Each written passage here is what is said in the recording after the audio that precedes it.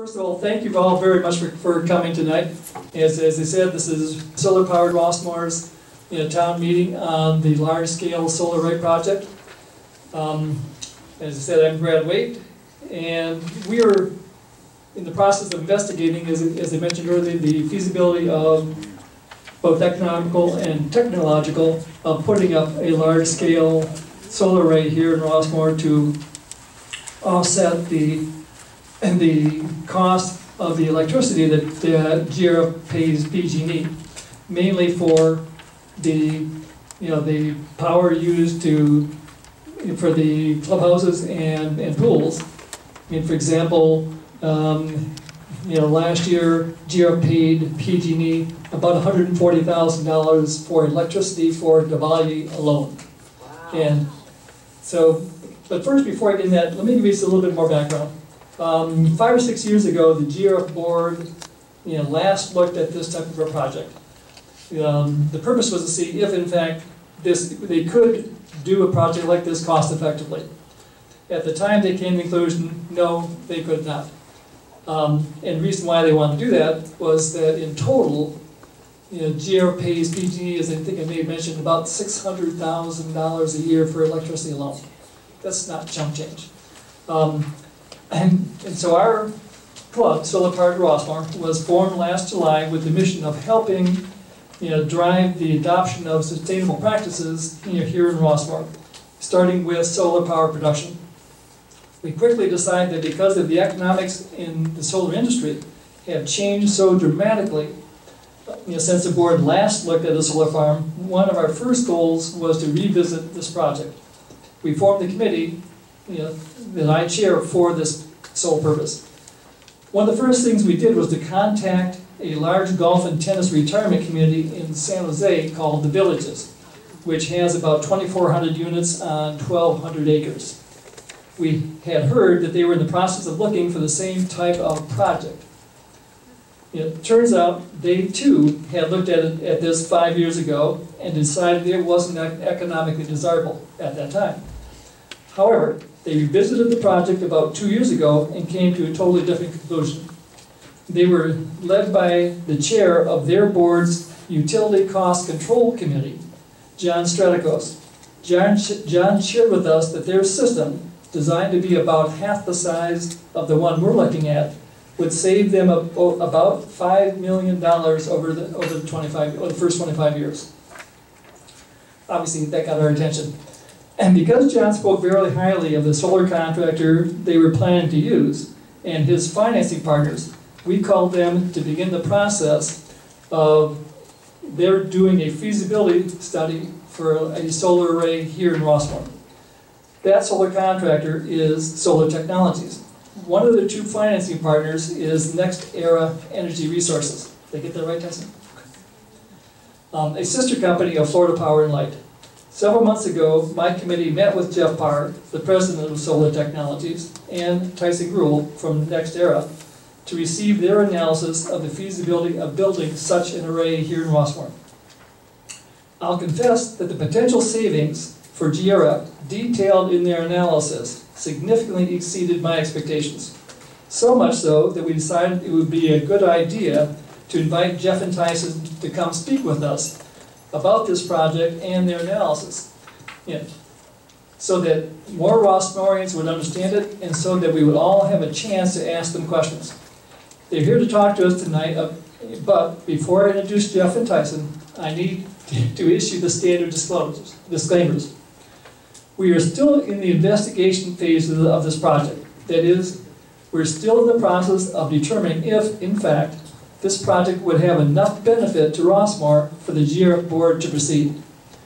As a result, we haven't yet begun to determine which solar contractors, including Solar Technologies, should be asked to provide us with a proposal for a large solar array once the NextEra board decides to take on this project.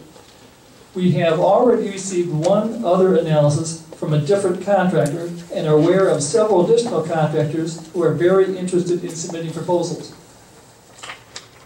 At this early stage, we as a club have not endorsed any particular solar contractor nor any specific financing method.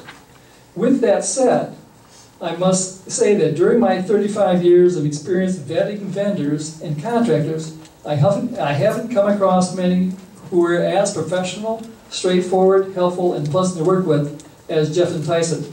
I can absolutely see why the villages decided these guys stood out from the crowd. Before I turn the microphone over to Jeff, some housekeeping items. Jeff and Tyson are planning to speak for about a half an hour in total. Then we'll open the floor to questions, because I think that's where the fun's going to be. So please hold your questions during the presentation, because we're going to have plenty of time for them afterwards. Also, this meeting is solely about a solar farm. We will not be discussing solar for residences. Solar Parr Rossmoor has formed a new committee solely to focus on residential solar, chaired by Wayne Lanier. Please join in that discussion at the next Solar Parr Rossmoor monthly meeting on the first Tuesday in May, the 5th, at 7 p.m. at Gateway in multipurpose room number 3. Now, please welcome Jeff Parr from Solar Technologies, and I'll let Jeff introduce Tyson when you're done.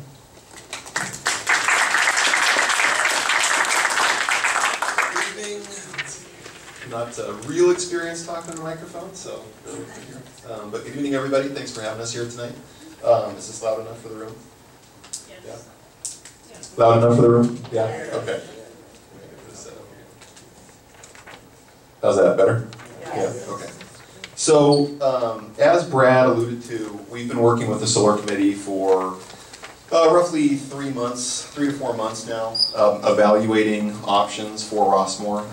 As mentioned, we worked with the villages, Tyson initially, and then I took over for him in executing the project.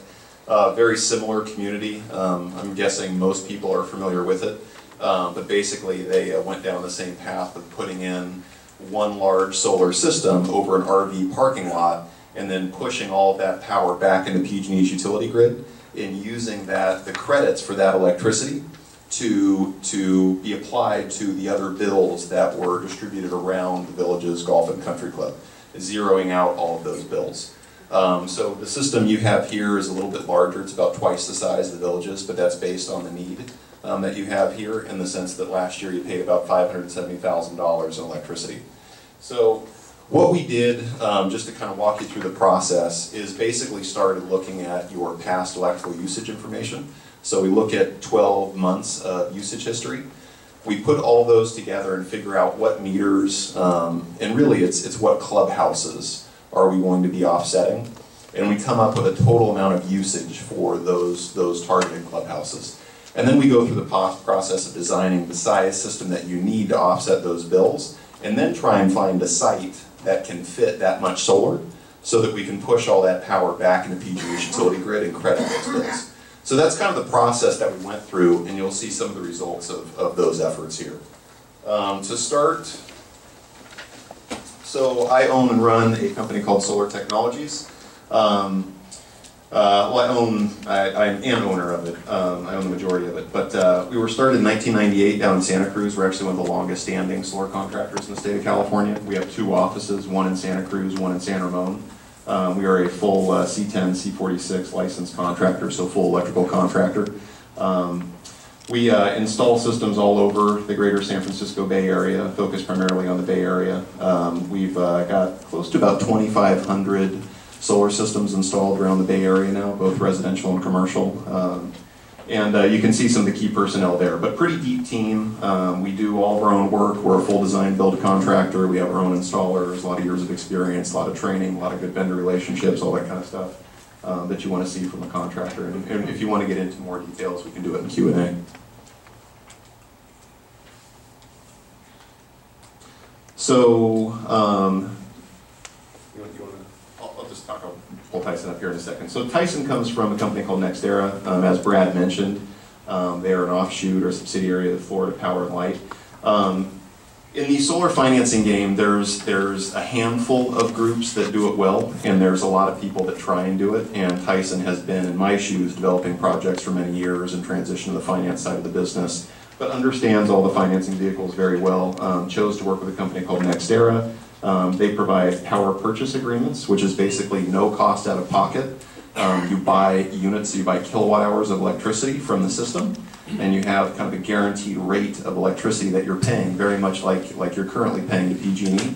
It's just much less, but they cover all the O&M expenses. There's essentially no risk in installing the project. So he's going to come up and talk a little bit more about how PPAs work, power purchase agreements and lease agreements. But very large company, publicly traded, a lot of experience. I mean, they're about as big as you get in the industry. A lot of support. The nice thing about that is once the system's installed, you have a lot of resources behind you supporting the operation of that system within the power purchase agreement for many years, because that contract is typically about 20, 25 years.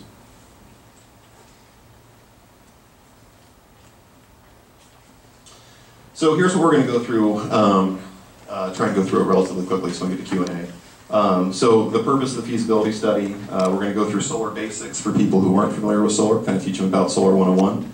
We're going to talk about NEMA, which is net energy metering, aggregated net energy metering. This is basically how we work with PG&E.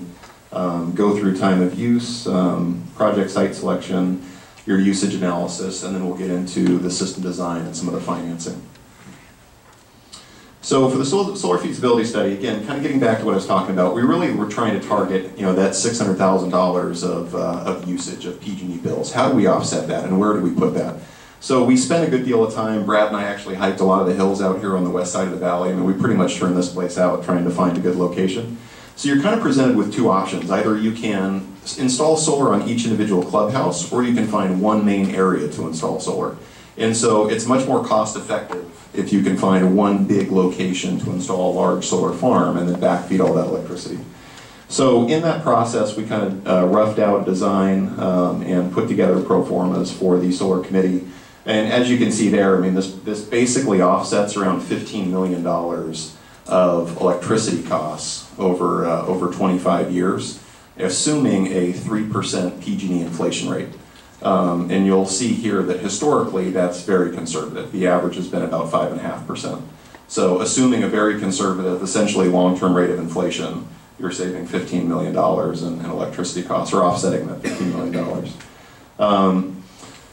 So how do we get into, how does a solar system work? How do we accomplish this, and how do you save the money? On a very kind of simple rudimentary basis here, basically we're installing solar panels like you see here. These are actually the solar panels that are specified in one of the pro formas that we put together. Those are made by a company called SunPower. You install the solar panels out on the hill. When the sun hits the panels, they energize those panels, they create DC electricity, those go through an inverter that gets converted to AC electricity that powers your home, alternating current. And then it basically gets pushed back into PG&E's utility grid. So all of those kilowatt hours that are going back, or units of electricity that are going back into PG&E's grid, you're getting a credit for. And the beautiful thing about net energy metering in the state of California right now is they, by law, have to pay you what they would have otherwise charged you. So they have to credit you the retail rate of electricity. And you'll see that that's a very important part of this and a very valuable part of this. But basically, as you can see, the sun hits the solar panels, goes through the inverter, and then goes back to PG&E's utility grid. And then what we're doing on the back end is we're basically working with PG&E and your solar division, what the system's operating, and defining to PG&E how we want that electricity distributed among the other meters that you have here on site. So Creekside, the Event Center, Dollar House, all of those, we basically pick and choose, well, you will eventually, you can arbitrarily decide how much of that electricity you want distributed to all those different clubhouses to offset those bills. And you can change that on a monthly basis, so you have a lot of flexibility once the system's up and running. So this is a pretty interesting part about net energy metering. Again, getting back to that, when you push a kilowatt hour back in the grid, they have to pay you what they would have otherwise charged you. So if you look over on the right-hand side, most people, when they go solar, they go onto what's called an A6 rate schedule. And this is just a PG&E rate schedule. This is basically just a definition of how PG&E charges you in that rate. And you can see, if those bars on the right-hand side, that's basically a full 24-hour period. There are different prices that they charge you during different parts of the day. So at night, when there's less demand for electricity, they're going to charge you a much lower rate. In the peak part of the day, when everybody wants to run their air conditioning, they're going to charge a much higher rate. They're basically trying to incentivize you to not use electricity during that period of time, during that peak load. So you can see up on top, the off-peak period at night, they're going to be charging you 16 cents per kilowatt hour. At the peak part of the day, when everybody wants electricity, they're going to be charging you 61 cents per kilowatt hour. The beautiful thing about solar is right now with net energy metering, the system is producing the maximum amount of power during that peak part of the day. So it's cranking out at its peak production kilowatt hours back into the grid, and you're earning 61 cents for every one of those kilowatt hours. And so you get a lot of financial leverage by connecting this system, getting that retail credit, and then you use those dollars in essence to offset the usage around the rest of the meters that you'll see that we've targeted in the initial study that we did, the initial survey. So this is a really important component to going solar in the value to Rossmoor. There's a limited there's kind of a limited window here to take advantage of this, and I'll get to that here at the end of the presentation. But this is a very important component of that. So when we were looking at the different meters, essentially the different clubhouses to offset, you can see there on the right-hand side, those are all of the ones that we included in our analysis. We also included the pump house that's located just down the road here a little bit. And together that came out to be that $570,000 a year in electricity. And so trying to find a location of where this would be located, where we could fit this much solar, that is a picture of the hillside that we collectively thought would be the best location for this system. And so this is up by the service yard, MOD, up by MOD, the roundabout up there by the water tank. So this hillside is, one of the reasons we liked it is it's large enough to facilitate the installation of the system. The other reason we liked it is because this hillside is facing away from the valley. So it's the most discrete location that we could find in all of Rossmoor to facilitate this much solar power. It's going to be, a little bit of a complicated installation given that it's a hillside and it's ground mount and things like that. But nothing we can't handle. So in essence, you're going to be setting up your own meter out there. It's going to be collecting all the kilowatt hours, and then it's going to be distributed across those different clubhouse accounts. Essentially, eliminating roughly where we're at right now is roughly offsetting about 77% of all those bills. So with aggregated net energy metering, PG&E loves to make our job really challenging. And so one of the ways they do this is they say, okay, if you want to install this big solar system and offset all these meters, and you want to use aggregated net energy metering to do it, you need to connect what we call the benefiting parcels to the generating parcel. So the parcel that has the solar system needs to be connected to the parcel that has the meter you want to offset in an unbroken contiguous string of parcels that all have the same ownership. So this took quite a few hours, but ultimately we were able to connect the generating parcel, which is this one up here, to all of the other parcels. And Hillside, is that Hillside up here? Is that, yeah, so Hillside was the most difficult, but we basically had to connect all the parcels all the way around, and there was one corner that we were able to jump there to connect the dots, so to speak. And so we were able to get you to that point where you can essentially offset all of those meters. So there's a step in the process that with PG&E called land use review where they verify all this, but we've already verified all of this with the assessor's office. We've pulled the records for you and kind of helped the solar committee evaluate this and see that it actually is possible. So it is a very real project in the sense that it can be installed, it can be approved for aggregated energy metering. So now we're going to kind of get into, how do you save money, and is the savings real? Actually, before we do that, here are a couple pictures just so everyone can see what we're talking about. The red star, obviously, is the hillside over there by MOD. These are some pictures on the right. These are some pictures kind of showing you that in parts of Rossmoor, you can't even see this hill. It's just not even visible, especially in the summer when there's leaves on the trees. Most of the valley, you really can't see it. So the modules are going to be facing, they're going to be on this hillside facing this direction, not facing this direction. We also took the time to look at a few, try and find areas, like the areas in and around the valley that you can see it, where it's the most visible, to give you some idea of what we're talking about. So given the clarity of this and the size of the photo, you can't make out the modules, but in essence, those shaded areas there give you a representation of what that would look like. Again, that color isn't exactly representative of what you're seeing. I mean, that's essentially the module that's going to go out there. So it kind of, when you install these things, they kind of end up looking like a big shadow on the hill. The way these panels are manufactured, they have a really good anti-reflective coating on the glass, so there's very little glare that comes off these things. I mean, you can, for example, you can install these right next to an airport with planes coming in, landing, and taking off. They're approved for that type of purpose.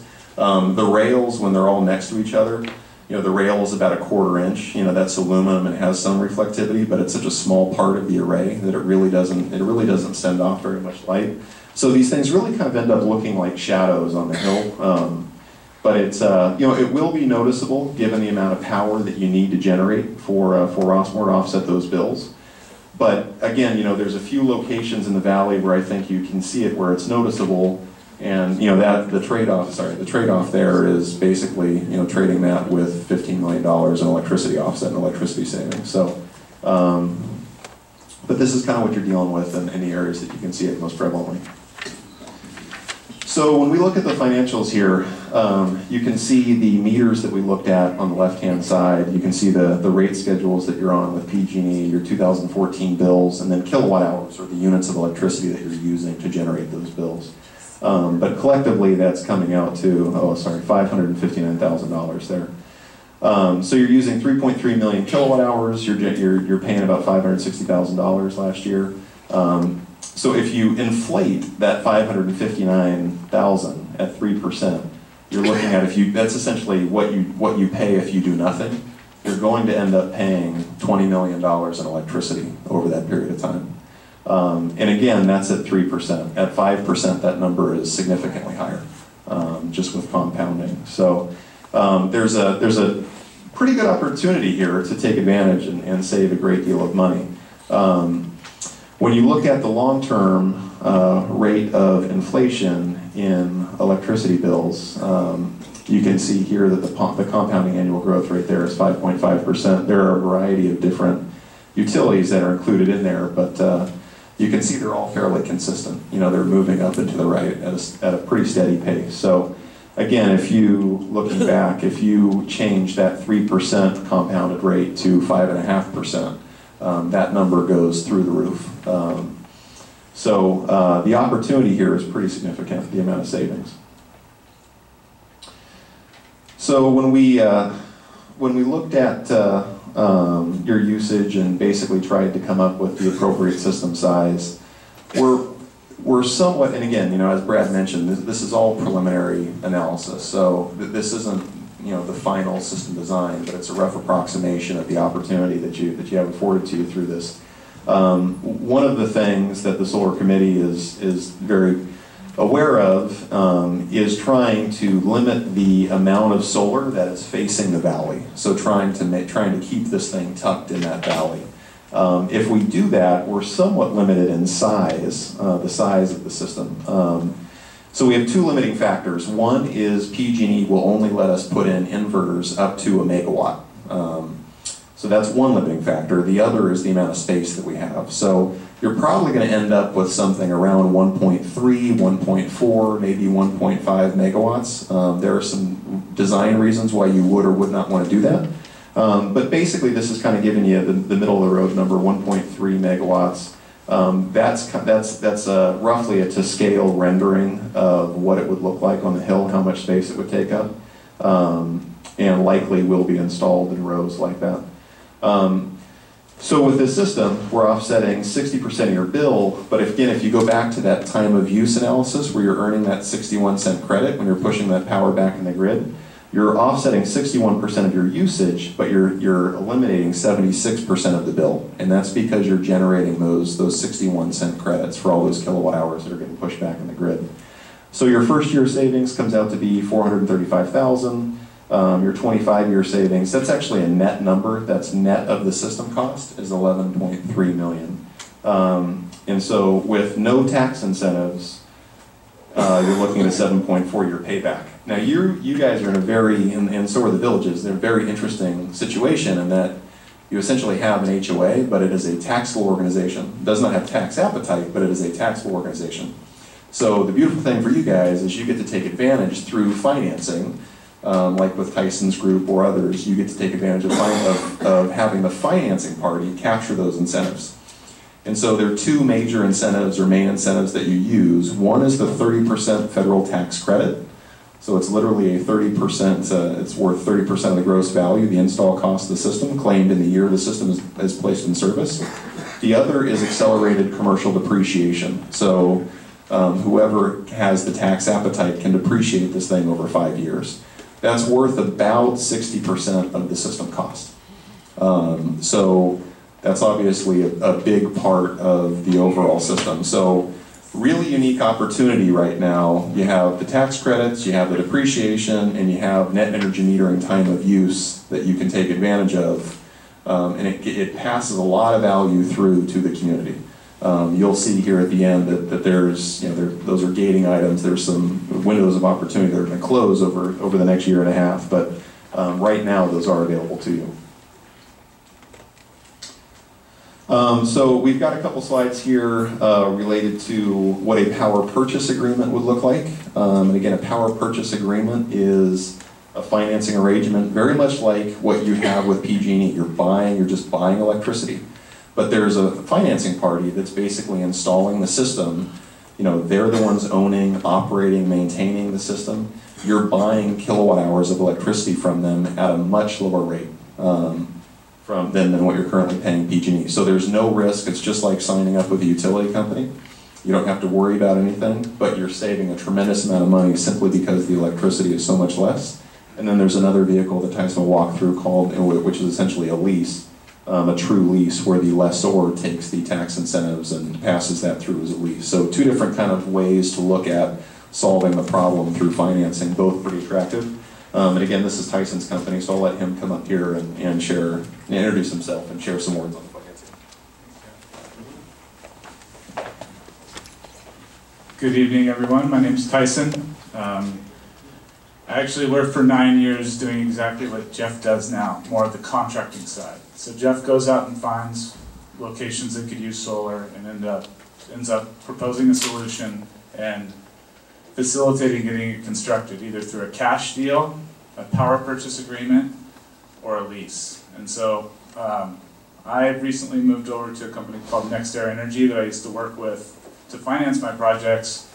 Got to know them pretty well, and they invited me to come over. And I was working for about 2.5 of the last 9 years of contracting with the villages. Spent a lot of time with the villages and their finance committee and John Straticos, who Brad mentioned earlier, and I've never had a customer do so much due diligence. They did a really, really thorough job. I learned a lot, they learned a lot, and I think Brad is hopefully introducing his committee chair of people to them. NextEra Energy Resources is interesting in that it's been around since 1925. It's publicly traded. It's very healthy. It's a $47 billion market cap, New York Stock Exchange traded entity. It started as a utility company called Florida Power and Light, which is the 5th largest utility company in the country. And about 95% of the energy they produce is now renewable energy. And that's the side I'm on. So there's the regulated utility side, and then I'm on the unregulated renewable energy side. We're in the process right now of buying the utility company in Hawaii, which you may have seen in the news. But NextEra Energy Resources is a very large company that a lot of people haven't heard of. The nice thing about them is that over the 9 years where I spent working more as what Jeff does, you would find a finance partner, you would go to a group like yourselves, and then we'd find a rate that everybody liked, and then we'd find out that the finance partner really didn't have any tax appetite, they didn't really have any money, but they knew a lot of bankers that could help them.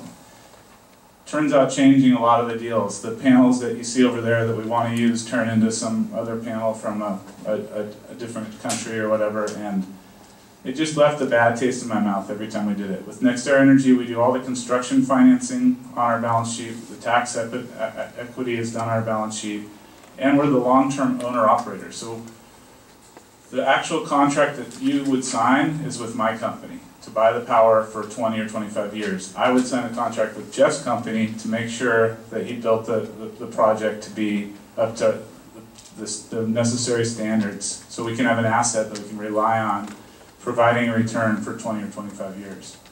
So that's how a power purchase agreement works. I'll be as unbiased as I can tonight because I have done leases, I have done power purchase agreements, and I've probably done the most cash deals in the 9 years as a contractor. So the power purchase agreement has certain advantages. You don't have to pay for any insurance, you don't have to pay for any title searches or phase 1 environmentals, you don't have to work with any building departments, you don't have to worry about it. If it doesn't work, you don't pay us. We get paid by the kilowatt hour that you produce. It's kind of like if PG&E's power goes out, you don't pay them. Same concept. There's certain equipment, like the modules are warranted for 25 years, but the inverter has typically a 5 or 10 year warranty. If you own the system or lease the system, you'll end up needing to replace that. If you do a power purchase agreement, we'll replace that when we see that it's become deficient and we need to keep our asset running, we'll come out here. So we fully wrap the warranties of the manufacturers, we own the asset, if anything breaks, we fix it to get our investment back online. Another interesting thing about this particular power purchase agreement company is we kind of work as a hybrid. We have people that we've hired away from firms like Jeff's and on the contracting side to shadow his engineers, to vet the design, to help them get through permitting, to make sure if there's any environmental, like animal remediation we need to do or studies such as that. And then also, as soon as that's turned over to a notice to proceed, we have guys from the construction side that will essentially babysit Jeff's crews and field superintendents. At the end of that process, we turn it over to a business manager that basically sits in a room all day and watches all the screens of all the renewable energy we produce. We own 80% of the wind power in the United States. Like, we can call up PG&E and get them on the phone because we're one of their best customers. We sell them a lot of wind and a lot of solar. So I'm in a very, very small division of a very, very large company. There's like 40 of us and there's 14,000 people that work there. So we're just distributed generation, which means the solar is where you use it compared to utilities. If you fly down to Palm Springs and you see all the wind and all the solar, that's going onto the grid. The utility company's buying it from someone like us and then selling it to the people that live there. Distributed generation, which is what we're proposing here, sits on your hillside, you use it, and that's kind of a threat to utility companies, so the company I work for decided to get involved with it and keep an eye on it and try to make some money on it. I'm going to try to make this slide go forward. Okay. We talked about all that already, so let's go to the next slide. This is just a graphic illustration. We're in 27 states, Canada, and kind of a semi-failed experiment for a project in Spain that we don't talk about that much. This is an eye chart that we put together. My company will give a starting rate per kilowatt hour and a fixed escalator or no escalator or a de-escalator. It just depends. It's just a bunch of toggles in the financial model. You can do a 15-year, 20-year, 25-year. There's options to buy it out along the way. At the end of the term, we can renegotiate a new power purchase agreement lease. You can make us come take it off your hillside, or you can buy it out for fair market value at the time. This is a sample. So we've gone through many iterations. Like Jeff said, we haven't nailed down the total size. We haven't nailed down the total economics of it, but we wanted to go through and kind of illustrate what's happening here. And you can see year after year, the production is the second column, and it's going down slightly. So just through the particles in the air and electrical equipment wearing down, you have A little bit of degradation, 0.05% is what we build into the model per year. That's going to be the same if you buy cash, power purchase agreement, or lease. It is what it is. It's probably not going to go down that much, but we put it in there to be fair. There's a chance, probably in year 10 to 15, that the inverter will need replacement, and in the power purchase agreement, we will see it. That asset manager that is assigned to your account will detect that there's a level hit where we need to make some adjustments to the system, and they'll come out and swap out the inverter all on our dime. The starting rate has, in this case, is 11.9 cents, and right now I think you're paying 22, 23 cents. So we're starting below, and we're anticipating to go up slower than PG&E's rates have been historically. Like I said before, if having an escalator is something you don't want to do, we can raise the starting rate and make it flat. So there's no maintenance costs, there's no insurance costs. If you own this asset, you need to insure it. If you lease this, think of lease as rent to own. It's a 7-year term with a balloon payment at the end of year 7. You can easily refinance that balloon payment for, say, another 3 years, but you don't know what that rate is. But to be perfectly honest, like I said, I was in Jeff's shoes for a long time, and you can run that balloon payment at 20% interest rates, which we don't expect to have in 7 years, and still it's pretty good. It's a very fair deal. It just depends on if you want to maintain operations and maintenance of the system, as well as making sure you're paying insurance, and if the system doesn't work, you're still paying for the lease. But the lease is a quick path to ownership, if ownership is your goal. This next slide looks a lot like the last slide, but it's the leasing slide. And you can tell up there it's a 7-year lease, it's got a 20% balloon, and we're assuming here in the 4th column that you refinance that, the balloon payment, and amortize it over 3 years. Again, there's no out-of-pocket costs. Both of these, to be completely honest, both of them you'll have some legal fees, because you're negotiating a contract that's greater than 50 pages long, and you should have lawyers look at it. So you're going to look at that both ways, or either way you get there. The cumulative savings here and the cumulative savings on the PPA, last time we came out here about 2 months ago, they were pretty much equal. This time the lease looks a lot better, and we've got to find out what happened. Like we said, these aren't our final answers. Tonight is just to kind of let you understand the vehicles for financing this solar asset. There's a couple things that always drive solar. Every Christmas for the past 9 years I've been super busy, because every New Year's there's some incentive or tax issue that's going to go away. This is a heavily incentivized industry. I bought a solar system in 2006. I paid $10 a watt for it. You could buy that same system now for $3 a watt, but my economic investment is the same because I was so incentivized by the state of California and the federal government. Unfortunately, we've run out of all California incentives, but fortunately, the cost of solar panels and the people that got involved in the business have become efficient and kept up with it. So actually, the plan actually worked.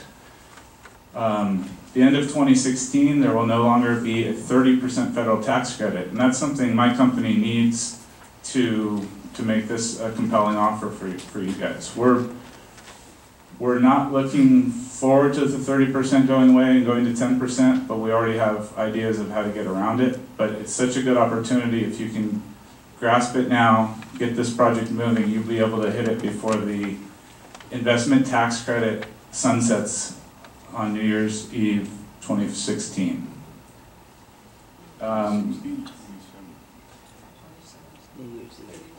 The 1st of the 17th, the 31st of the 16th. And it's not started, you actually have to have it signed off by the authority having jurisdiction, the building department, as well as PG&E. And it gets so busy at PG&E at the end of the year, you don't want to wait until the very end of the year. You want to be done with this probably by October of next year to be safe. I'm going to bring Jeff back up here to talk about AB 327. Thank you very much.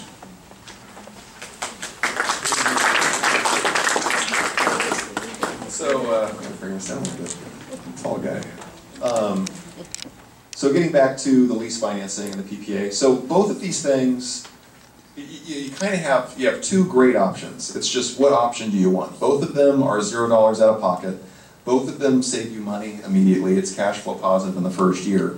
It's just, you know, what is your preference? Do you want to own the system long term, or do you want to rent the system long term and not have to worry about the O&M associated with it? You know, this slide here, some of the numbers change because your tax status. Initially, we thought you were a nonprofit. You know, then we found out that you actually have, you know, you were a taxable entity, so we can take advantage of those.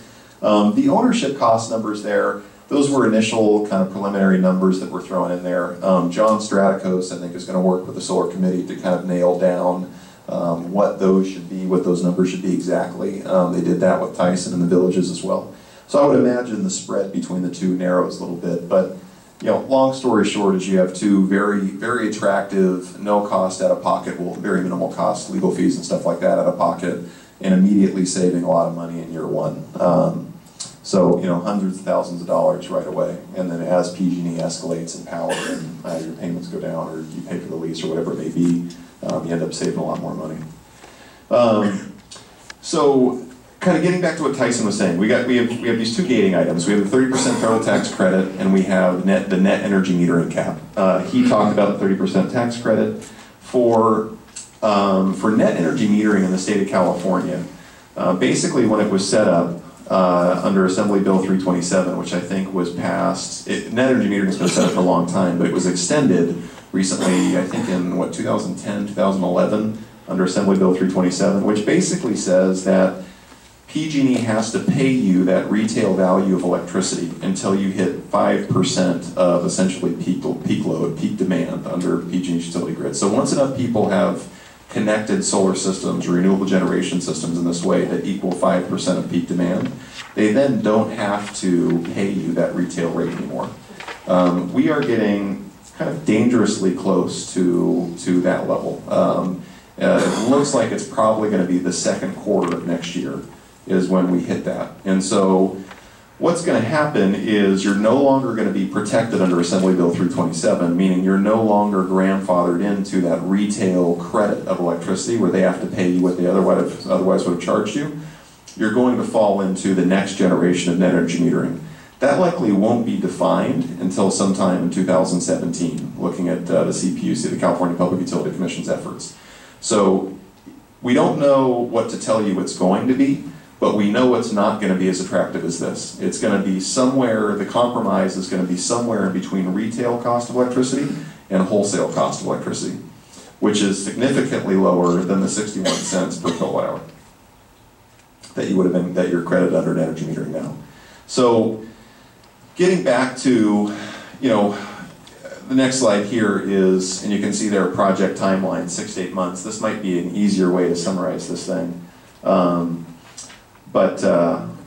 You know, starting from the bottom, moving up, you have design and engineering for a system. You have to get through all the contracts. You have to do all that stuff on the front end. You have, with PG&E, you have net energy metering, aggregated net energy metering approval, land use, and all that kind of stuff. That process, just with PG&E, can take a pretty long period of time. They're going to look at when we're going to be, you know, you'd have to drop a new service down on that hillside to backfeed that electricity. They're then going to look at every part of their utility grid back to the transfer station. Thankfully, you have a very large transfer station up here on the hill. So, you know, you're probably pretty good. You know, there's not a long chain that they're going to go back through, but there's probably going to be some reclosers, there's going to be some circuit breakers, there's going to be some stuff that they're going to have to upgrade. Just replacing a recloser, for example, is a minimum 6-month process with PG&E. So it can take a lot of time, and it's just a very, you just got to work through it, but it's pretty frustrating time. So you have the PG&E reviews, you have permit reviews with the jurisdiction, which would be Walnut Creek. Then you have to buy all the equipment, do the installation. You have inspections with the building department. You have inspections with PG, and then you're finished. So long story short, this process can take 6 to 8 months. So with the gating items that are coming at you, the window to kind of take advantage of this isn't that long. It doesn't have to be today, but you have to understand that these are real, these are not likely to be extended, and there's a lot of value here that you miss out on if you don't set yourself up with a timeline of the project to meet with these deadlines that are coming.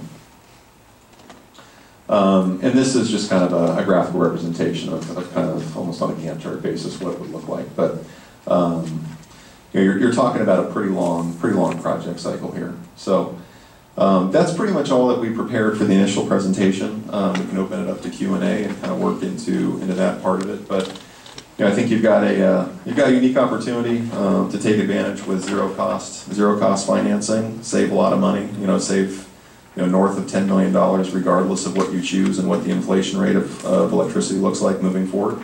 And potentially a lot more than that if you just factor in the historical rate of inflation. But that's it. Thank you very much.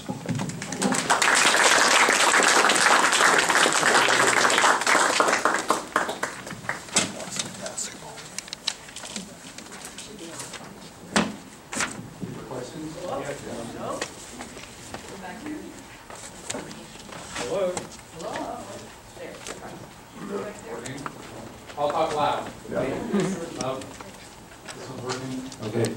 I have a question about the warranty. What exactly does the warranty on the panel cover? So if the panel's putting out 25% of what it's rated for, is that going to be considered a failure? And related to that is what kind of diagnostics are you going to put into the system?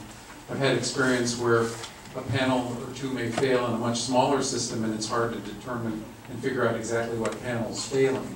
So how, with such a large system, are you going to be able to diagnose the production of all those panels? Yeah. So did everybody hear the question? Yes. Yeah. Okay. So we've been doing this a long time as a company. We have close to 30 different manufactured panels that are installed, 30 different brands out there over 15 years.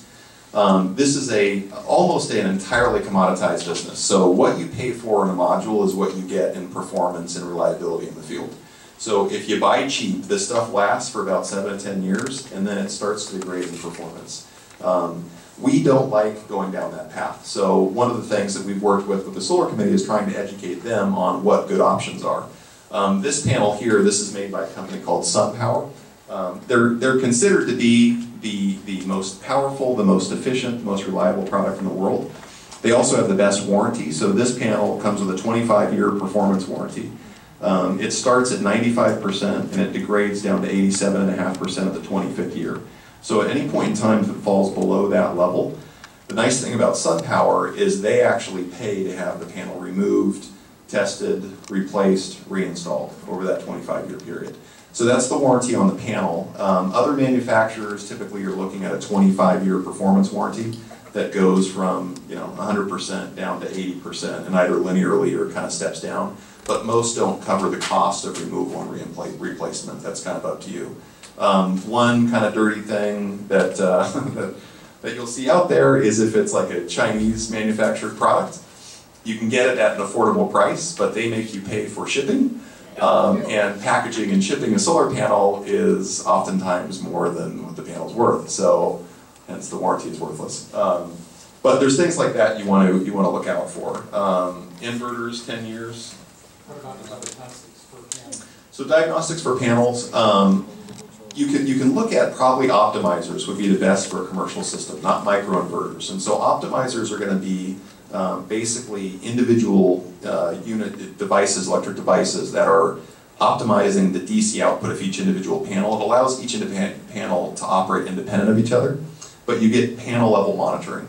And you get actually the ability to even disconnect the output of the power of that panel remotely.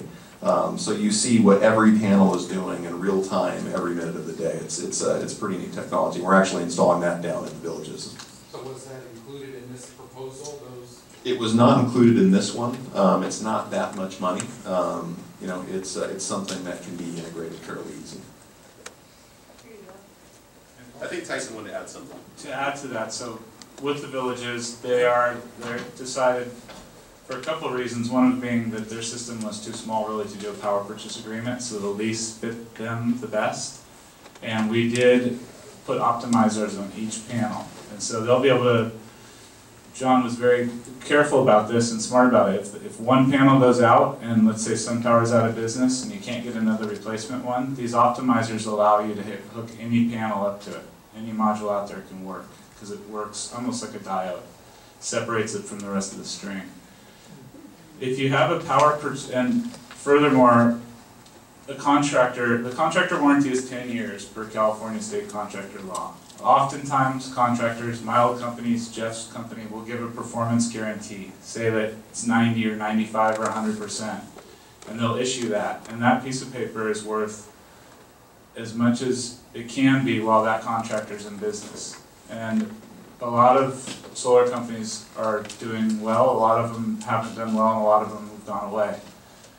On a power purchase agreement, you don't really have to worry about optimizers or contractor warranties because you have a $47 billion company that's been around since 1925 with a performance guarantee to make you sleep easy, but the real issue is it's a self-fulfilling prophecy. If we don't produce power, you don't pay us, and we don't make an worthy investment on a return. So the power purchase agreement is the safest way to not worry about the performance because somebody else is that's sitting in a room watching screens all day to make sure it's working correctly. Yes? This probably seems like a stupid question. Wait, but- I got a microphone here. Microphone. Oh, go ahead. There's been a lot of work done in the last several months on the technical aspects of this. Looking at it from another standpoint, my question is, thought is this. There's really a need for a plan to get a decision made promptly on whether or not Rossmoor is going to install solar. The order of magnitude of the savings makes it a no-brainer financially. There is some objection to the panels maybe being unsightly. The last thing I read about this was that Warren, our CEO, has put this basically on the back burner, no action to be taken. Has that changed is the first question I have, and I have one follow-up once I get that answer. I think there's somebody from Parr here in the audience. If not, my belief is, and it could be wrong, I'm not familiar with We're the... going to have an answer. Okay. It has a decision, is that still the current decision?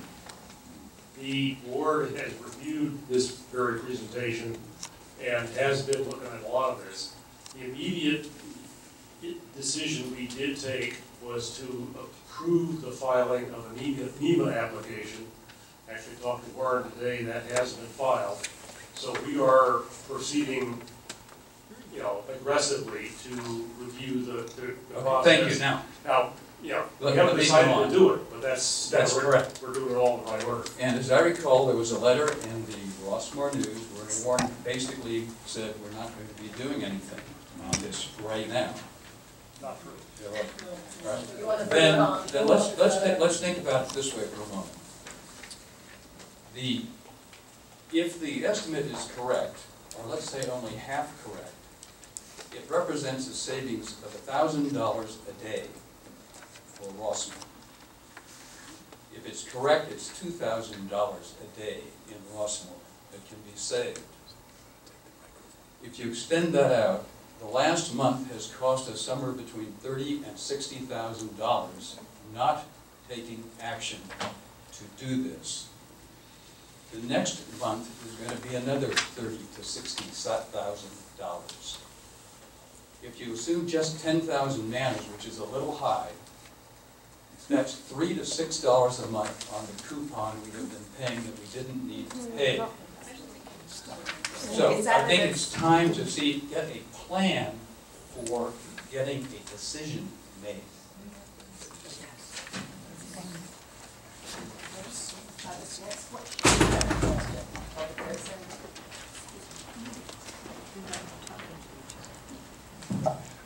Hi. There's no stupid questions, by the way.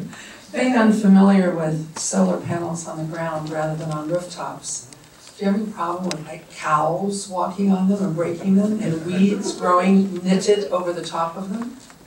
So weeds, Vandalism? no vandalism. We have had a couple farm installations where goats like to like to climb on them. But other than that, we really haven't had any problems with that. You'll have ground squirrels, you'll have things like that underneath the arrays. Cows. No cows. Nothing really likes to touch these things. The panels get up to about 130, 135 degrees during the summer. So nothing likes to go near these, but ground squirrels, snakes, things like that.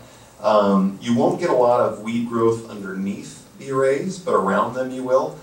Typically the installation is designed to prohibit even 3 feet, etc. of weed growth to not get above the level of the module, so it's shading the panel, so you don't have to go out there and cut it all the time.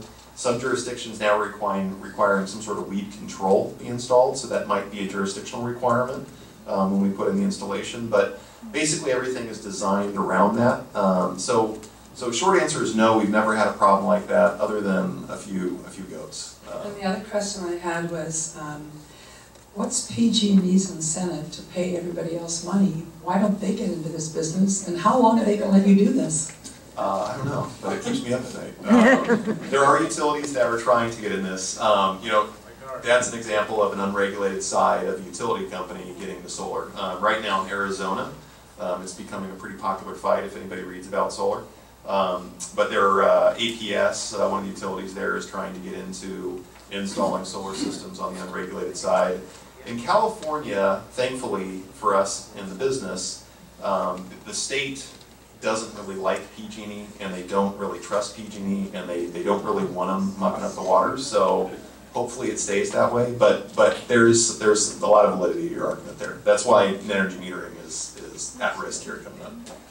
And back to part one of that question, the vegetation. Vegetation does grow up and around and could cause shade, and that's why through the operations and maintenance portion of what we do, we do regular washings and weed whacking or ground cover, whatever we need to do that's environmentally. We're not going to come put Roundup around the hill, but we'll come out and either weed whack or put a weed barrier.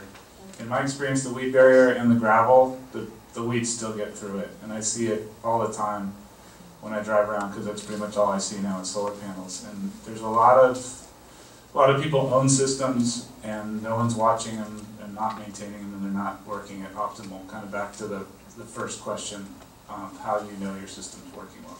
And it all comes down to monitoring and operations and maintenance. You have to keep an eye on your asset to make sure it returns the investment.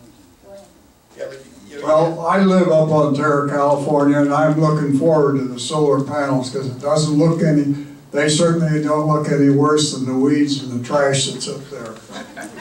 On the other hand, how come you didn't hook up the courtyard? What would the courtyard be? Well, that's the MOD office. The MOD yard. We didn't get around to looking at those bills, so in future versions of this, when we initially a lot of this work was done just to see financially, does this make sense? Can it actually be built? Can it be interconnected to PG&E's grid? There's some more work to be done in evaluating the specifics of what is the exact size, what is what are the exact meters we want to target. If you can, we've put I don't know how many probably close to 100 hours into the project so far, and getting you to where you are now. Taking this to a point of being very specific and what the exact layout would be requires a great deal more effort. So, I think you're probably going to see that happen here as this progresses to the next level between us and others. So, that may or may not be included there. That's going to come from the solar committee. Well, go ahead. I'm certain that the MOD headquarters are using a whale of a lot more energy than the water pump down there and some of those smaller facilities. I got one other question I wanted to know. What happened to it?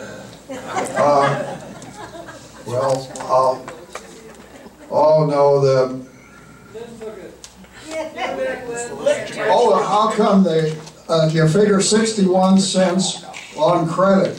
That's 61 cents. We're paying 37 cents as a maximum. Where do you get that 61 cents? that's not for everything, is it? No, so if you, I'll take you back to a couple slides here. So currently, so these are your current rate schedules. So you'll see that you only have one rate schedule that's A6. And this is these are defined rates by PG&E. So these are their actual rate schedules. So when you look up an E19 or an A10 or an A6 rate schedule, there are different charges per kilowatt hour. There's different charges per kilowatt of demand. There's different time of use allocation charges. So they all vary. And so really the name of the game in solar is taking someone who either, typically no one is A6 unless you're working a pump at night, but basically taking someone off of E19, A10, A1, etc., and moving them to A6 so you take advantage of that 61 cents. But that 61 cents is defined within the rate schedule itself that's filed with the California Public Utility Commission. I've got a question. It sounds like PG&E, the 5%, that by the time that we make a decision to go forward, that they'll have reached that 5% about buying the power back, the credits. What kind of impact will that have on your forecast as far as our savings?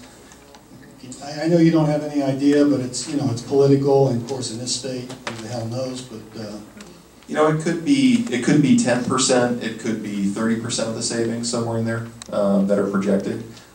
You still can get to a decision and beat that, what we call 5% NEM cap. You still have time to get there. But if the process of deciding is delayed until, say, the end of this year or Q1 of next year, it just puts us in a very difficult position to then fast track, if we're the ones selected, fast track all the permitting, the planning, the surveying, the engineering, all that stuff, and actually get here to be able to build the project to get it moving. So, that's why I think the Solar Committee and everyone is focused on kind of accelerating the education of this. This is a neophyte question, but will there be additional overhead lines needed to be installed to get to the various locations, or the existing? So where the yard is, so I'll just speak loudly. You have existing power lines that are running up this hillside here to MOD. And so what would happen is likely right about there is we would have a secondary service drop with PG&E, which is a new service installed. And so that would come down to a transformer there on that side of the street. And then we would basically trench across the street or under the street to a new electrical service pad that we would pour and place the electrical service equipment near the bottom of that star. And that's where all the power from the solar system would come down to. And that would be a fenced off electrical area there. Yeah, no problem.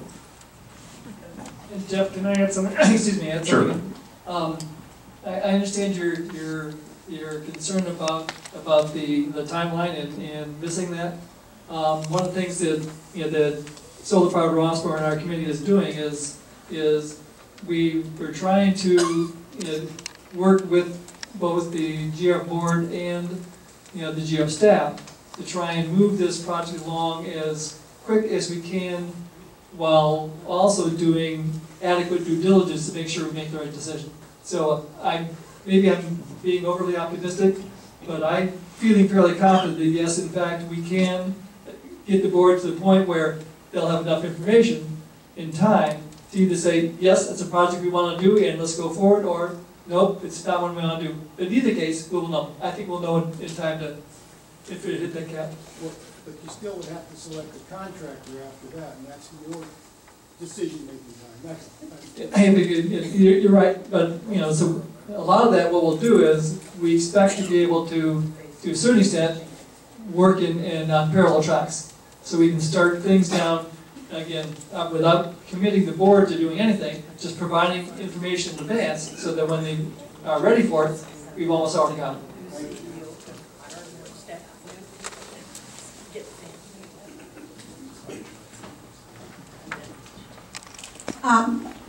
Maybe I missed this, but what is the guesstimate of the cost of this particular location on the hillside?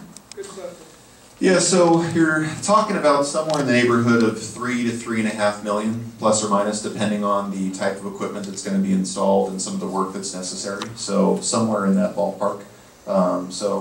A lot of us in the industry, we talk about cost per watt installed. It's kind of a benchmark that you can use to to evaluate pricing and things like that. So sun power is going to be your most expensive. You know, that panel is the most expensive that you can buy in the industry for commercial installations. That's going to be somewhere around the 3 to 310 per watt range. A good USA-made, high-quality panel to replace that would probably put you down in the 250, 260-ish range per watt installed, something like that. So you're going to be somewhere in that ballpark, somewhere in the $3 to $3.5 million range, somewhere in that area. Up to $4 million. Up to $4 million with sun power, probably. First of all, I'd like to thank the Solar Committee for all your work. Yes. Bravo. And I wanted to ask whether the committee has an estimate now about whether to move with the lease or with the other renting. So, yeah. Is it a simple answer? No. Yeah, I mean, because our take is, at this point, it's not our... No, I know it's not your decision. And so again, you know, as Ken will tell you, we haven't gotten deep enough into the analysis, financial analysis, to make that decision. But obviously, I shouldn't say obviously, but as a former CPA, I'll confess I've got my preference based on the preliminary numbers. But again, we've got to get much firmer numbers, and then we've got to see what the preferences is. Cindy? I would just add that we're very fortunate to have some very talented, financially talented people right within Rossmoor, and we're putting together a 6-person finance subcommittee to look into this very thing. And Ken Haley from the GRF board has volunteered to be on that as well as... No, oh, not yet. Oh, sorry. Maybe. Whatever. Sorry. I got the wrong message. He's been approached, and it's under rumination. Okay, well, we'll hope. But also Dick Locke, who's on the finance committee, is going to be on that committee, and 4 other people who are very well versed in all of this. So there's going to be a lot of joint work between the finance committee, the board, and the solar power committee. I mean, and if I could just tag on to that, for example, Deb Donovan, raise your hand again, Deb. She has agreed to be on the finance subcommittee, and she'll correct me if I get her background too far out of whack. But she's a lawyer, worked for a lot of years for the California Attorney General's office in their Department of Consumers Affairs, and I believe, did you not work on the Solar Rights Act or part of it? Well, no, I'm just an MBA lawyer with lots of environmental law experience. I was in the AG's office in a different state, but I also own a solar company, but I'm not obviously bidding. So I have an insider perspective of what the real numbers are. And live just down the road and would just love to be a volunteer to help make this happen, because this is the right time and this is a great proposal. It just needs detail. Yeah, thank you. And so again, as Cindy said, we're in the process of pulling together, tapping resources both within Rossmoor and outside Rossmoor, to help us, move this project forward intelligently, expeditiously, thoughtfully, etc. Oh, yeah. Let's say this is done. Okay, done deal. See all those houses along there? They want to tap into the solar at some point in time, can they? Or do they have to go call another company? The answer is no. Again, just the system we're talking about, as I mentioned at the very beginning, it's solely for GRF. I mean, it has nothing to do with residential. Again, because residential solar here in Rossmoor, and again, as Wayne will tell you, it's much more difficult because of the shared ownership issue of the rooftop. Whereas in this case, in this project, there ain't no doubt about it. GRF owns that hillside, right? I mean, we do. Well, technically, exactly we do, because we're members of GRF, but GRF owns it, right? So that's not an issue. So if I could add a couple things. So getting to that point, we've worked with a couple different condo associations, townhome associations to do that, to basically install solar on common area roofs and common area assets for for individual tenants. We're actually doing that right now with the villages, which I'll share with you. But we have one of our attorneys working with them. We're mocking that stuff. So it is a possibility, but it's more complicated, and you're typically talking about, you know, more smaller systems spread out to each individual user. Getting back to financing, you know, for the financing committee that's being started, you have a wonderful asset in Tyson, and from the leasing side, a guy named Dick Lease, you have a wonderful asset there. These guys have been doing this a long time. But I think when you're evaluating that lease PPA trade-off there, you know, the finance committee just basically needs to build out what are the operating costs of owning it versus having a PPA, and what's that spread. So, you know, these guys can help you build out what are those labor hour assumptions, what are those maintenance cost assumptions, you know, what are all those figures that you need to be including in there. You know, and you know, there's Tyson's been in this for a long time. I've been in this for a long time. Dick's been in this for a long. You know, we've seen just about everything you can see out there, and you have a lot of experience you can tap into. And these guys just kind of tell it straight, and they'll share with you all the information. And they've been doing this long enough to know that you're going to pick which way you want to go in the end. There's, just kind of speaking unbiasedly, because I have represented both of these.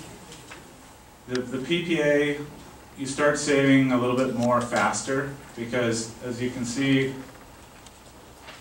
this is your more important category, annual savings. It's pretty streamlined. It's not herky-jerky. It just adds up. And with the lease, you start paying very large amounts, and you save a little bit less on the way going, but then it expands towards the end. As soon as you own the system, you start saving everything, because you're no longer renting it from anybody or paying anybody else off. So that's the advantage. This is the quickest way to own something. So there's two ways to look at it. Do you want to save more money faster, or do you want to save a little bit, finance it, and then get a lot of savings? The other side of that is, do you want to own the asset, and if a bird nests in a junction box, do you want to have your operations and staff have to go fix it? Or if the system something gets stolen or destroyed or goes bad, somebody else has a warranty or you have the warranty. And that's a decision your finance committee, and then you'll ultimately all decide on. There's pros and cons to both of them. And just to underscore that, I mean, Tyson's absolutely right. There are pros and cons to any one of the three financing alternatives. The third one is just buy it outright. You know, GRF writes a $4 million check and owns it. I mean, my guess is that, you know, the board would probably prefer one of the two, but it's still in the mix. One of the other things to keep in mind is that with these estimates, like as you can see, they project the savings over the first 25 years of the system. You know, one of the things for us to consider as we dig deeper into this is the sun power panels. You know, their likely useful life is 35 to 40 years, which means that you get another 15 years free savings at almost $1 million a year. So, again, fortunately, we've got the potential, you know, depending on how we do this thing, to be talking some serious money here. I have a quick question. I won't use the mic. Yeah. So, are you going to be using the X21 345s? Is that what you're thinking of? For SunPower, likely not. This is the X23. It's essentially the X20 platform, but this is the 327 commercial module. Yeah. Why not the 345s? Basically, they don't make enough of them. Okay. SunPower is kind of a unique animal. You have to be selected to be a SunPower, you know, supplier or SunPower dealer. You have to go direct through them. We've done a lot of business with them on the residential side and commercial side. There's fewer of us on the commercial side. They make very specific, you know, panel or SKU allocations to residential and commercial and utility. This is essentially the only one they can produce enough of for commercial allocation moving forward. So, if you wanted to go with the 345, unfortunately the price is significantly higher to get that because it's mainly being allocated to the residential market at this point.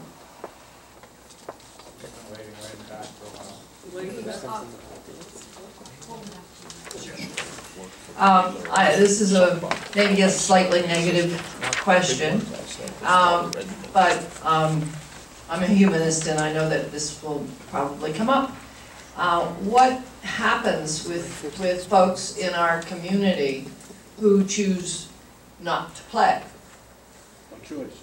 And I just want to put it out there, which I'm sure probably people have thought about. So if somebody can have an answer to that.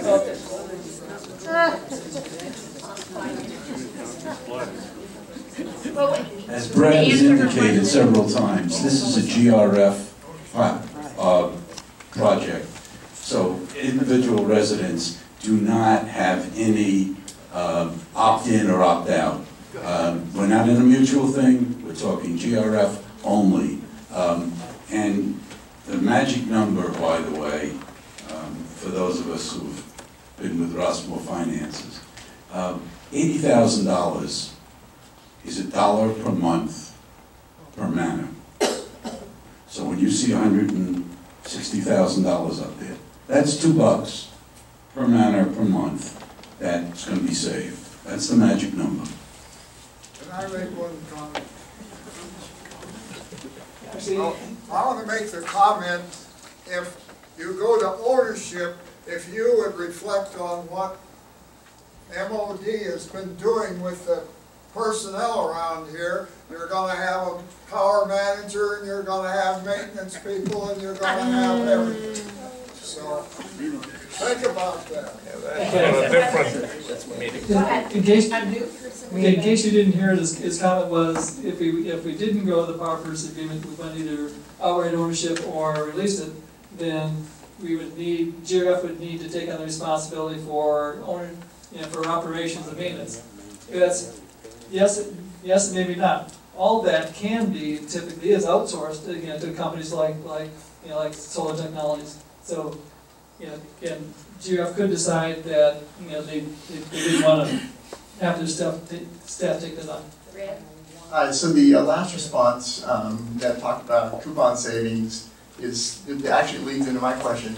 So we've got significant cost savings over time. How is that going to be reflected back to the residents in Rossmoor? Is solar power Rossmoor pursuing that angle as far as rebated savings to the residents? Can that be pursued? Answer is no, because my committee members will correct me if they disagree, but basically our take is that's a GRF issue. I mean, what the GRF board decides to do with the savings is, again, it's part of the annual budget process.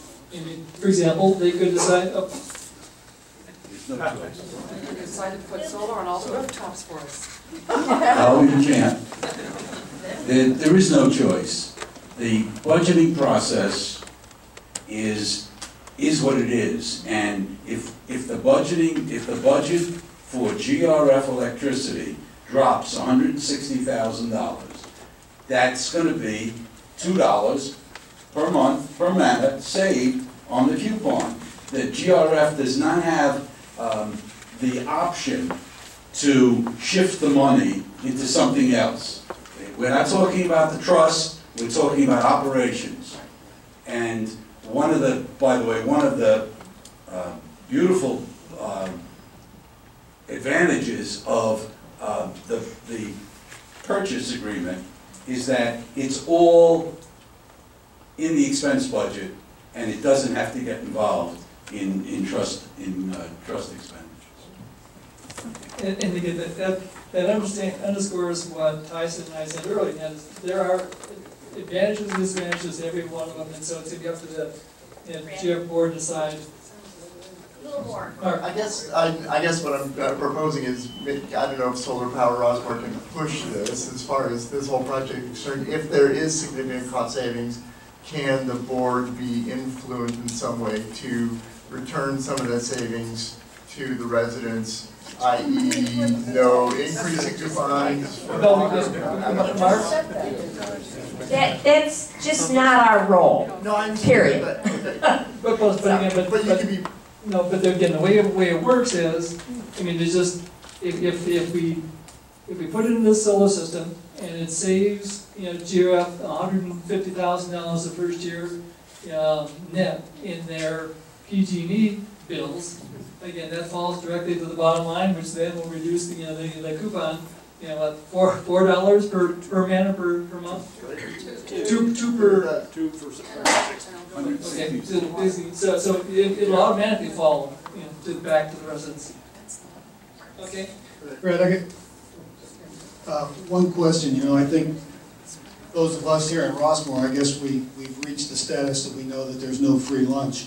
The question I have is that while I applaud the work that's been done and the savings that potentially the Golden Rain will enjoy, and we as owners of the coupon, but will we be faced with higher PG&E bills because all of a sudden PG&E is losing X number of millions of dollars of revenue, and they're going to try to make it up some way. I'm just curious whether, if there's anything in your studies, what you found out on that. We should give an electric shock after 30 seconds. I think the question was, once PG&E finds out how much money they're losing, what are they going to do to recoup it? Right. There's actually an article that I read today. So, as I mentioned earlier, NextEra is purchasing HECO, which is the Hawaiian electric industry, and on a knee-jerk overnight, they control the PUC, the Public Utilities Commission's kind of, the tail wags the dog over there. Wags the tail, or whatever that phrase is. Basically, they tried to get rid of net metering, which is the thing where you credit what you produce during the day and you use it at night.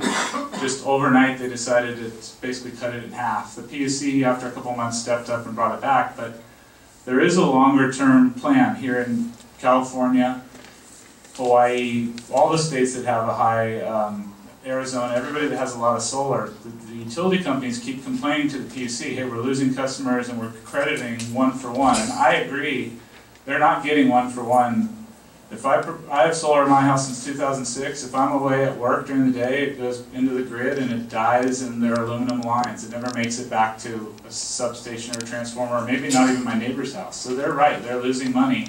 That's why there's the 5% cap that we talked about earlier, that the CPC, California Public Utilities Commission, lets us adjust, and there's a lot of political groups bringing this. It's a big industry here. It's a huge industry in Hawaii. The solar industry employs 300,000 people. And they're trying very hard to make sure the utility companies aren't losing out too much and make some adjustments. So San Diego Gas and Electric also overnight decided to start charging everybody that was on a solar plan a meter fee, a very large meter fee, and the CPUC came in and slapped them back, and they went back. But they're all proposing. There's people working and spending a lot of money to propose ways to claw back a little bit of this money the utility is using. Because it seemed like a cute idea at the time in 2004 when this started, but now it's becoming a problem. It's starting in Hawaii because it's low population and an island and a pretty weak grid as far as infrastructure. So we are going to see proposals, and we're going to see some pass, and we're going to see some get shut down. It's going to take a long time. They're not going to jump into this. It'll be a couple of years. One thing that's very clear, because this comes up, and this was something that John Straticos at the Villages actually had me get in writing, was that he would be grandfathered in. If he got his application accepted, I have a letter from the governor saying that he would be grandfathered in and have the privileges of net metering for the length of his net metering agreement, which is 20 or 25 years, I forget which. So you just have to be very careful, because that is a risk. If somebody changes, let's say PG&E sells to some out-of-state company and they change all their net metering agreements, there is risk. But they're being very careful. That's why we have the Public Utilities Commission. I want to say something. Under regulation, California is very unique. The investment on the utility, like the three big ones, PG&E and in South, and also the San Diego, three big ones, they are decoupling. What's decoupling? What they own, or what they earn is not related how much electricity or gas they sell. So that's totally different thing. That's a very important legislation. So that make them have the incentive to promote alternative energies.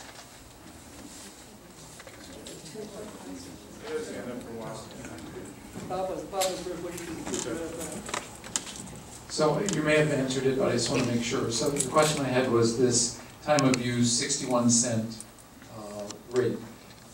PG&E can at any time apply that rate change, right, with the PUC. So it's possible that that could change dramatically. So all these savings are projected based on that. And if it's changed, then everything's up in the air. Is that correct? Yeah, and this is another village's question. And the A6 rate, like when I came in here today and I looked at this, I couldn't believe it was at 61 cents.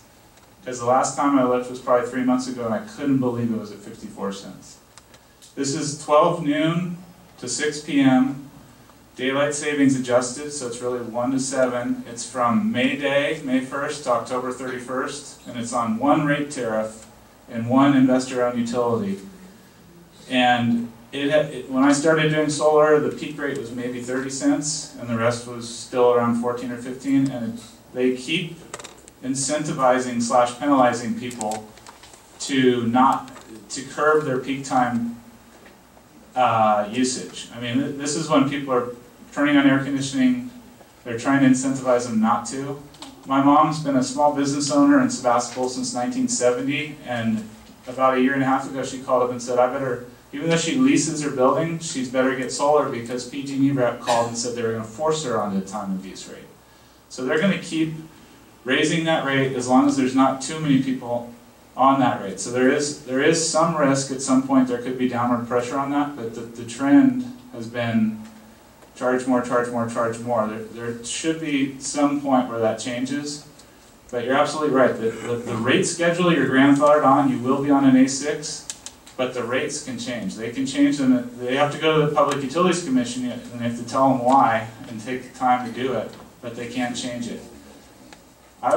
At my house, I was on a rate called E7. You can't get E7 anymore because too many people were getting solar in 2006 and effectively arbitraging PG&E's rate. So I have a really, really high peak rate, and then pretty much overnight, maybe a month, they changed it to an E6, and everybody, once again, it was like a rush in July 2006. We signed up so many people for residential solar because the E7 was going away, and they let them grandfathered in. So I'm still grandfathered in. They changed the rates a little bit, but they made everybody else have a part peak, a peak, and a part peak. And so it was like a 20% hit to the economics of the solar system, just basically in a month's time. So it's really important to do the due diligence, talk with the folks at the villages. They've done all this research, but you are right, that is a risk as well. But, and correct me if I'm wrong, but it seems to me, on the savings that we're talking about over 25 years, even if you knock off 20% of that, it's still a big number. Well, it's still a big number. You also have the inflation rate, the utility inflation rate, relatively low from this number moving forward, which, in actuality it's higher. But if you look at, all of the, so you have either you're a small or medium-sized customer, and PG is pushing you down the time of use path. There's now peak demand pricing. So if there's high temperatures, they'll send you a peak demand notice through any means they think is acceptable. The next day, you basically have to cut your usage in half, where every kilowatt hour over that is as much as $1 per kilowatt hour. So they're really trying to redistribute that top of the bell curve out to the edges.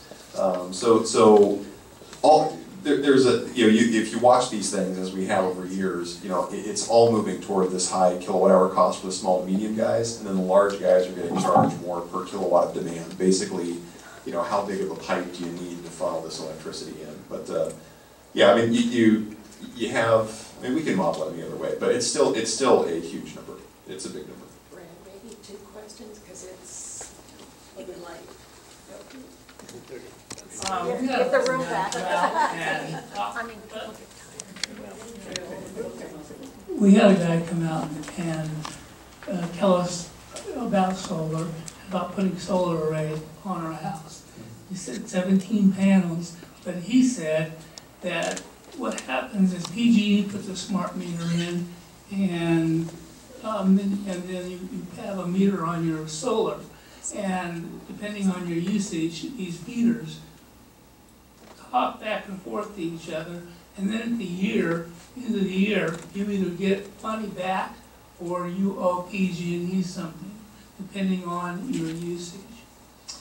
So it's partially, it was described to you partially correct. So you're going to go on what's called a true-up schedule, meaning PG&E looks at a 12-month period. They look at each individual month independent of the others, and they basically determine what your credits or debits are for a residential system. So you might overproduce in the summer when you go on vacation and have a big credit. You can apply that credit to a winter month, but typically they're going to allow you to get to zero, and then they're not going to pay you that retail credit past the point of you zeroing out your bill. You get a small amount after that, but it's like 4 cents per kilowatt hour.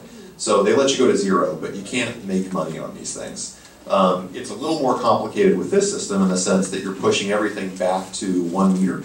That's basically just a production-only meter. It's just calculating how much you're generating. And then virtually you're allocating these kilowatt hours to the different meters that you're offsetting. And then they're basically doing that with their own spreadsheets and computer programs. They're determining, based on the production you're allocating on a per rata basis, how does that reconcile with the usage at that remote meter? And they're kind of going through that process. But the billing works a little bit differently. You're still paying on a monthly basis in commercial, and then it's reconciled later on in the year. It works a little bit differently than residential. But you can't, long story short, you can't make money on these things. You can't overproduce and get paid with that 61 cents. And last quick question. I came here because I care about the planet. I don't care about a $3 change in my mutual. And I feel like we should be part of what's moving ahead and useful for the whole planet and for our children and grandchildren.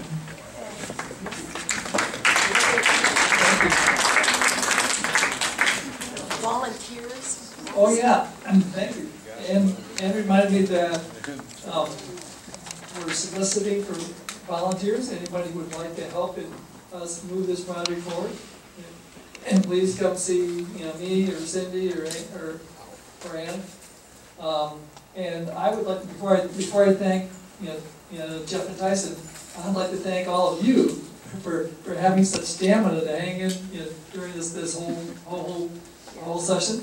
And I hope this wasn't too much information, too detailed, too for you. I hope it was worth your while. Thank you. We really appreciate it. And Jeff and Tyson, thank you very much. Thanks everybody.